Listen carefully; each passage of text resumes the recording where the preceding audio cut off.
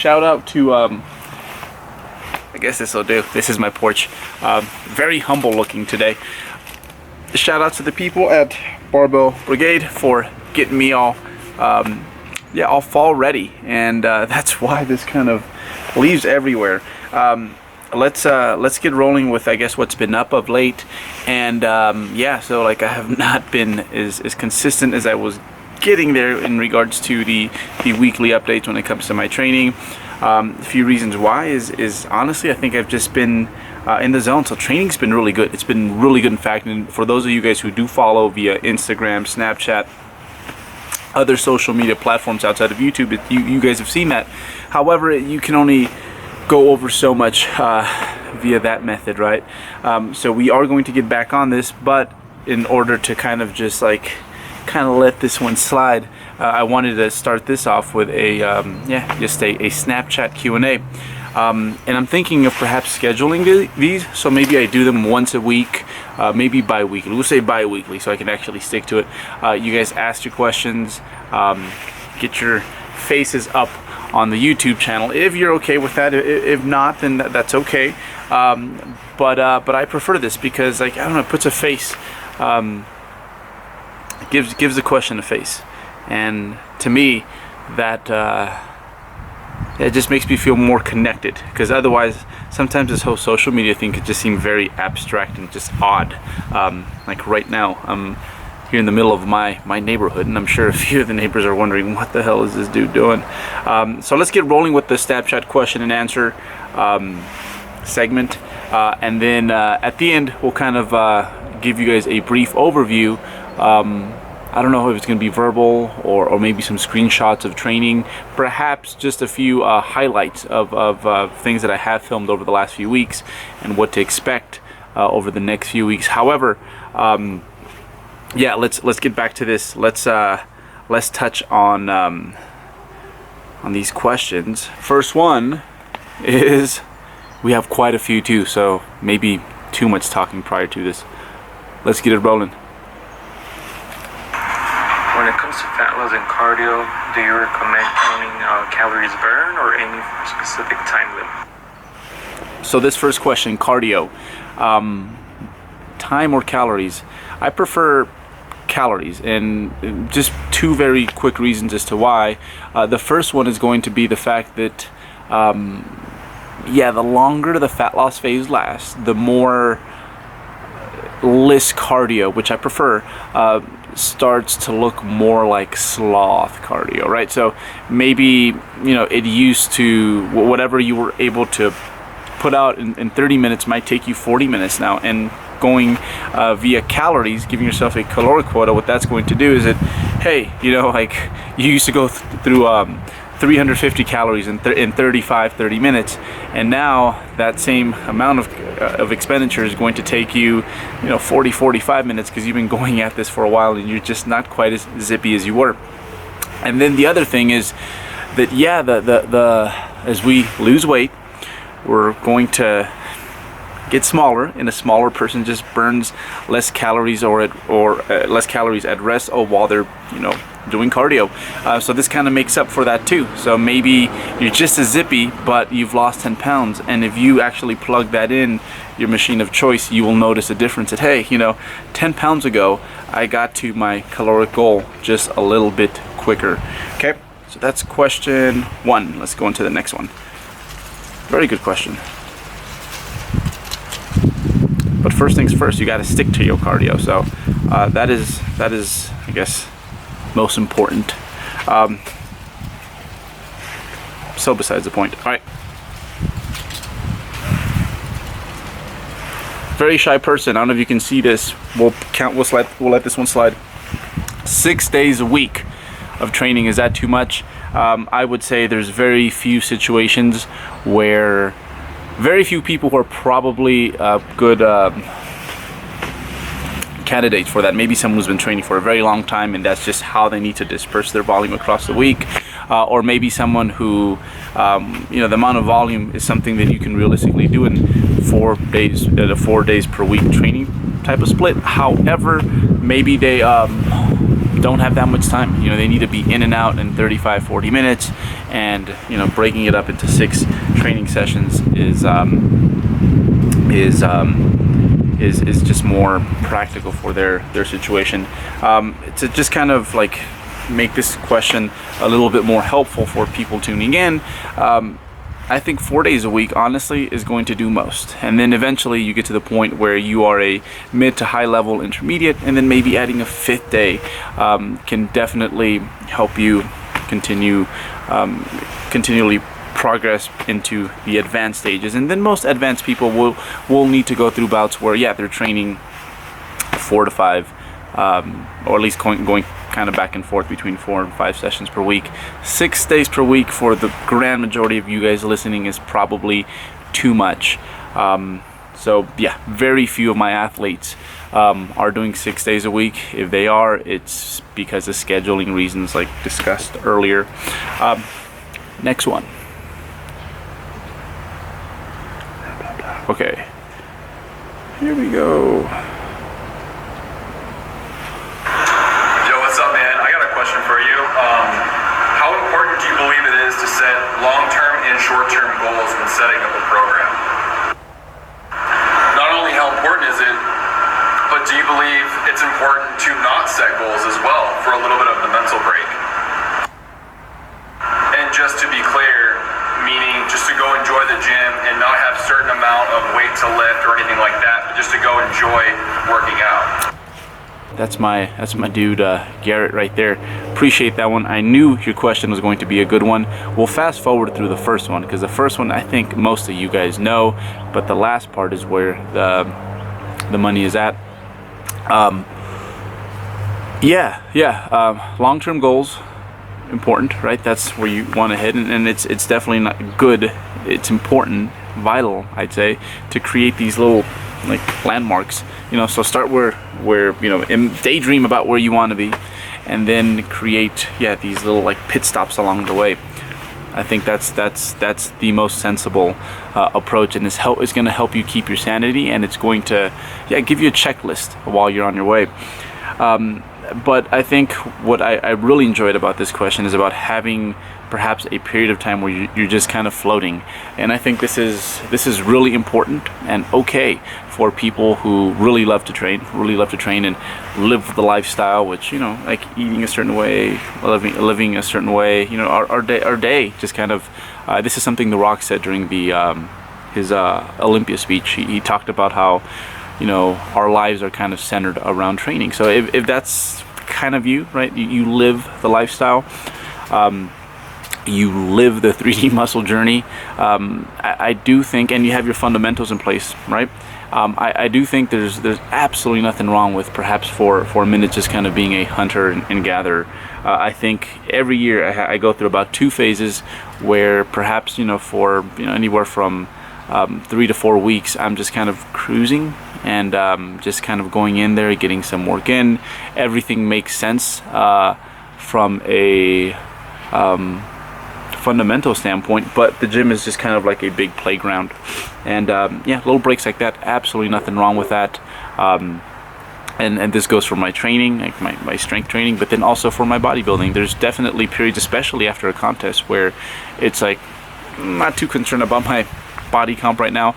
I'm just going to, you know, eat like a normal person, or as much as I can do that, and just lift some weights and not necessarily care too much about how much muscle or fat I put on. I will put on the next month or so. So little breaks like that are fantastic. I would definitely recommend we have 1 or 2 of those vacations a year.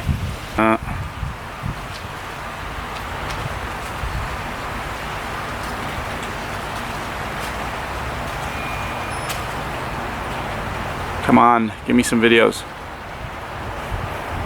It's a lot of people sending me things that just random is probably the best way to describe them. Hey, what's the best bit of advice you can give to someone reversing his struggles?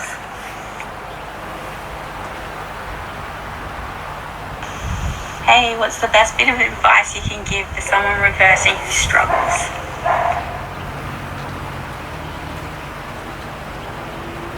I didn't get that. Hanley, if you're out there, get back to me. Personally, I want to help you.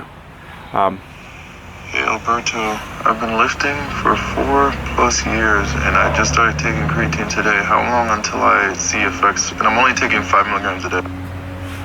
It's gonna take you a month to be fully saturated. About. And then for those of you out there who forget to take it, myself included, I think I'm on a 2-week streak now. It takes about a full month for the exact same thing to happen again. So yeah, it's gonna take about a month for you to see it. You might notice a difference, you might not, kind of depends from person to person, but it's something that when you connect the dots, it makes sense to supplement with it. It's cheap, most likely. It works, but you just might not be able to notice it. Some do, some don't. I, for one, definitely notice it in my weight training, but I think even more when it comes to muscular fullness. You read that? How do you stay motivated? Hey Alberto, how do you stay motivated? How do I, okay. Hey Alberto, how do you stay motivated during a deload week? I can find. Okay, how do you stay motivated during a deload week?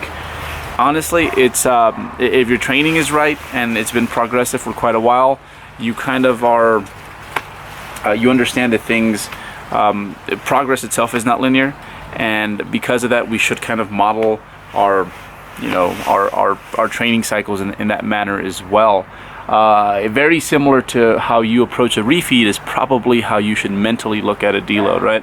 Sure, you could have a deficit like forever and ever, but at some point it's probably like it might slow you down for a second, or you might be taking a step back, but it's about where it puts you in the long term. So again, when you're when you kind of switch your mindset from like I'm working out, I'm exercising, to I'm training, that's where you kind of learn to look at your training not on a day-to-day basis, not on how this week went, but what the general trend has been.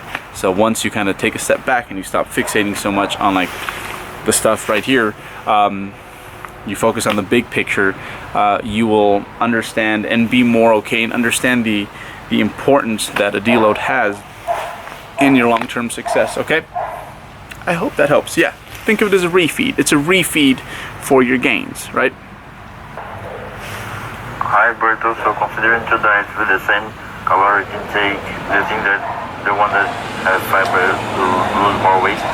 Fiber, will it help propel fat loss in the long run? Yeah, it will. It definitely will. There surely will be a difference between a diet that, same calories, but one's like, you're getting like 7-10 grams of fiber, and the other one's getting 35-40.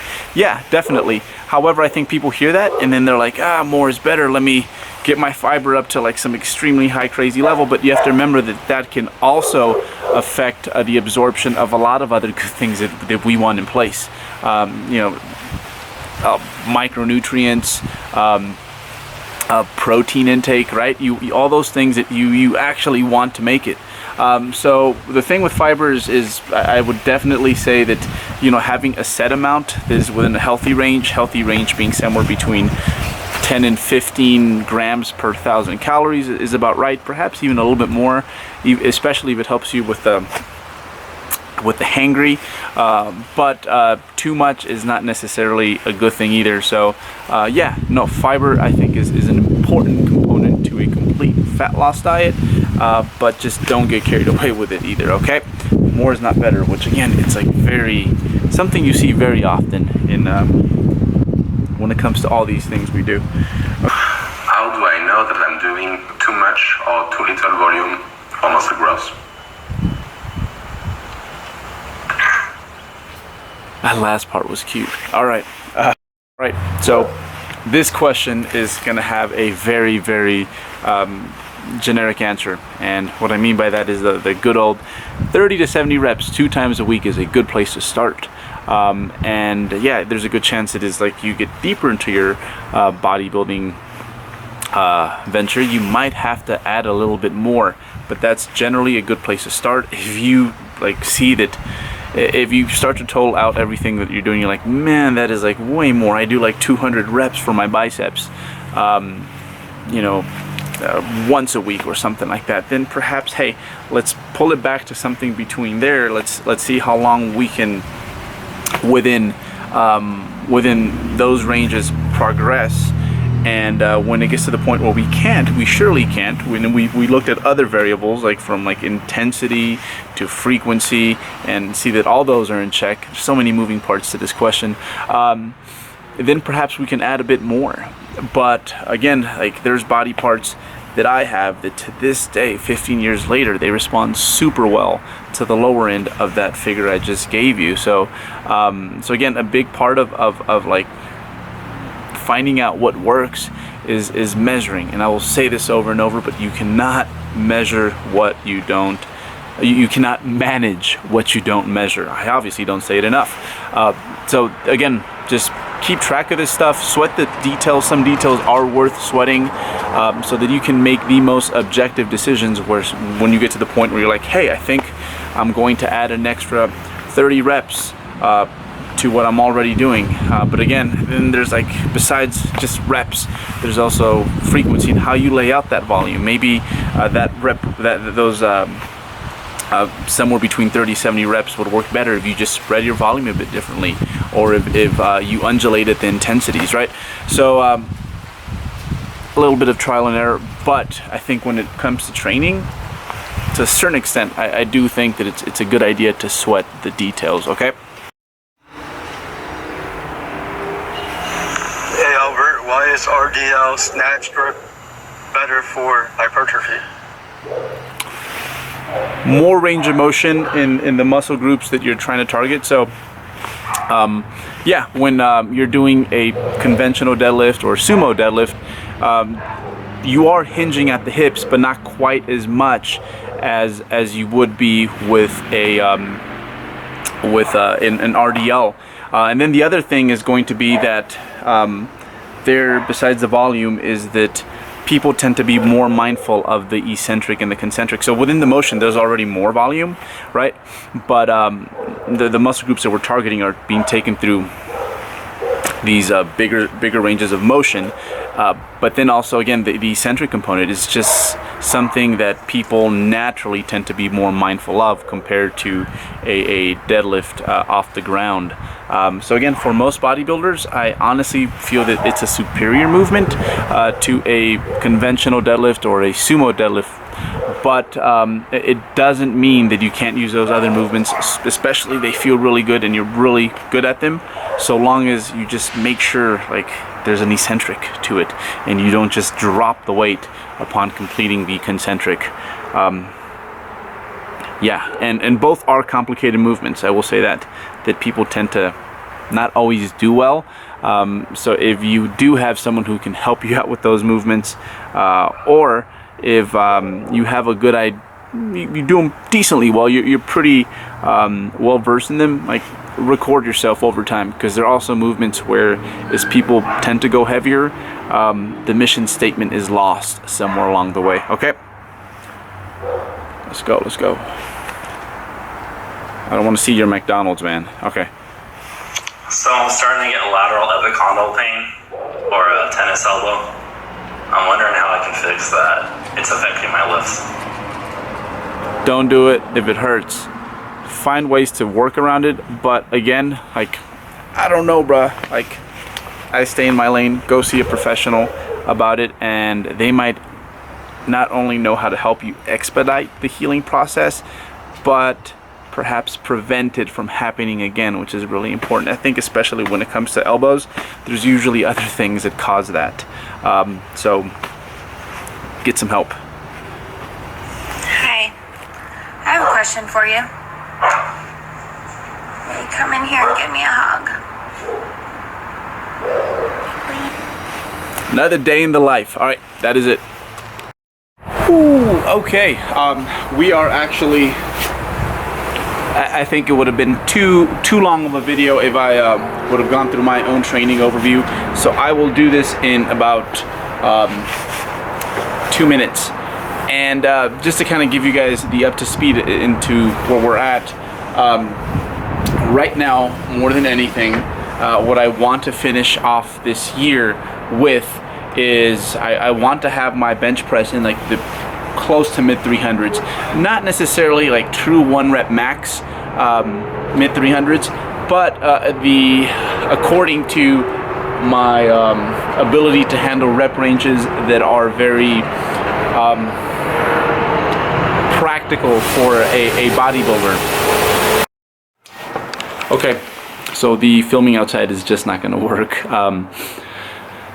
Just a bit too much chaos, so we'll take it in here really briefly. I think the cool part about where I am in my training is that we're tapering down volume, loads are increasing, and there is a good chance that these next few weeks I'm going to use weights that I've never used in my life at this body weight in the bench press and the front squat. So I look forward to taking you guys through that with me, whether for better or for worse, whether I get my reps or not, and we'll go from there. But yeah, it's I guess it's a little nerve-wracking because sometimes, I mean, everything that I write out is like, I think is quite, I'm a little biased, it's within my abilities, but you never know until you get in there. So that's what you guys have to look forward to these next few weeks. We're strong, we're healthy, we are just in a fantastic place to end this year, and then connected into next year,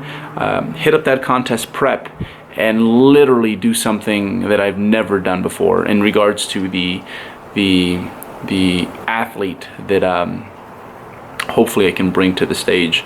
But yeah, a lot of that is going to depend on what I do now, and I'm starting to hear the footsteps. Yeah, the off season's closing in. I have maybe about 6 months left of training while eating enough, so we're going to do our best to get as much progress in as we can, but of course stay healthy and have fun while doing it. So that's what you guys have to look forward to these next few weeks.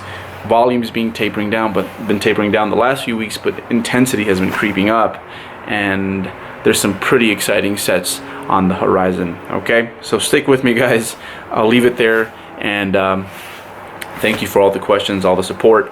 And again, if you don't follow me on Snapchat, follow me on Snapchat. I'll put the link on the bottom, and it's useful. It's useful for me because I get to actually, whenever a light bulb hits, that's usually where I go with it. And then also next time we have these Q&As, you guys can throw your questions in there, and hopefully makes it on here, right? That's it. I'll leave it there, and